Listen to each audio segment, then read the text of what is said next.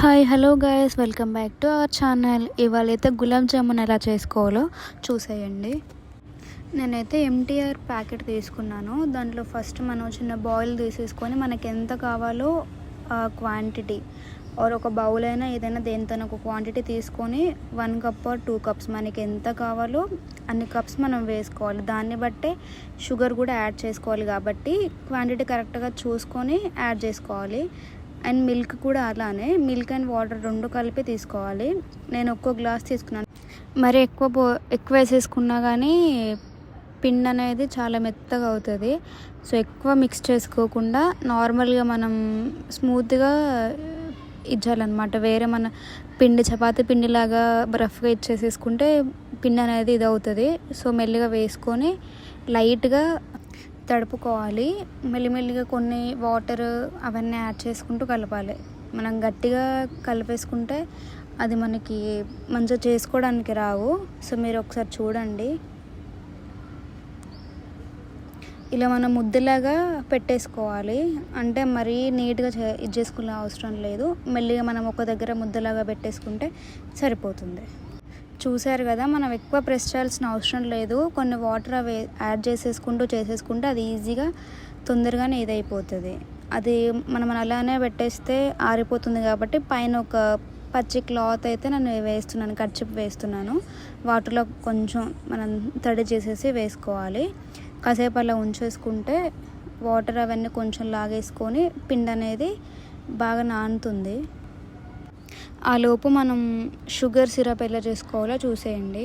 మనం చెప్పాను కదా, మనం పిండి ఎంత క్వాంటిటీ తీసుకుంటున్నామో సేమ్ అలానే షుగర్ కూడా తీసుకోవాలి. నేను కప్లో తీసుకున్నాను కాబట్టి సేమ్ అదే కప్లో షుగర్ వాటర్ యాడ్ చేసేసుకుంటున్నా. వాటర్ కొంచెం తక్కువే పోసుకోవాలి, ఎక్కువ వేసేసుకోవద్దు. ఎందుకంటే మళ్ళీ అది వేడి చేసేసరికి ఎక్కువ టైం తీసుకుంటుంది. సో మనం షుగర్ ఎంతైతే సిరప్ లాగా అవుతుందో అంత మాత్రమే వేసేసుకోవాలి. అందులో మధ్యలో సిరప్ రెడీ అయ్యేటప్పుడు మధ్యలో మనం ఇలాచీ పౌడర్ అది వేసేసుకుంటే సరిపోతుంది. కాసేపు అలా ఉంచేస్తే అది వేడయ్యి మనకి లిక్విడ్ అనేది తెలిసిపోతుంది అప్పుడే సిరప్ ఎలా అయ్యింది అని. ఇంకా అందే అది పక్కన పెట్టేసుకొని మనం చేసాం కదా ఇందాక, దాన్ని మనం బాల్స్ చేసుకోవాలి. కాబట్టి చూసారా పిండి కొంచెం ఎలా అయ్యిందో అలా చేసేసుకొని మనం కొంచెం గట్టిగా ప్రెస్ చేసి చేసుకోవాలి. లైట్గా చేసుకుంటే అవి క్రాక్స్ అనేవి వస్తాయి మధ్యలో. మనం ప్రెస్ చేసుకుంటే ఏ క్రాక్స్ లేకుండా నీట్గా వస్తాయి అన్నమాట. ఒక్కసారి చూడండి, నేను గీ పెట్టేసుకొని చేస్తున్నా. అలా అయితే మనకి కొంచెం మెత్తగా వస్తాయి కాబట్టి రఫ్ చేయడానికి కూడా ఈజీగా ఉంటుంది. నేనైతే మొత్తం ఓవరాల్ పిండి అయితే చేసి పెట్టేసుకున్నా ఆల్రెడీ. ఒక్కొక్కటి నీట్గా చేసుకోవాలి.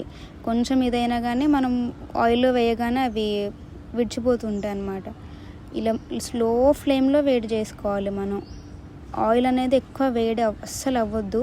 లో ఫ్లేమ్లో నిదానంగా ఒక్కొక్కటి తిప్పుతూ ఉండాలి.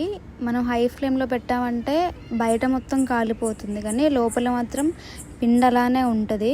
సో మనం లో ఫ్లేమ్లోనే పెట్టుకోవాలి.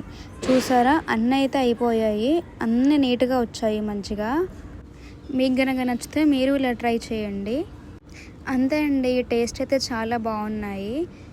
ఇంకెందుకు లైట్, సబ్స్క్రైబ్ చేసేసుకోండి. బాయ్ అందరికీ.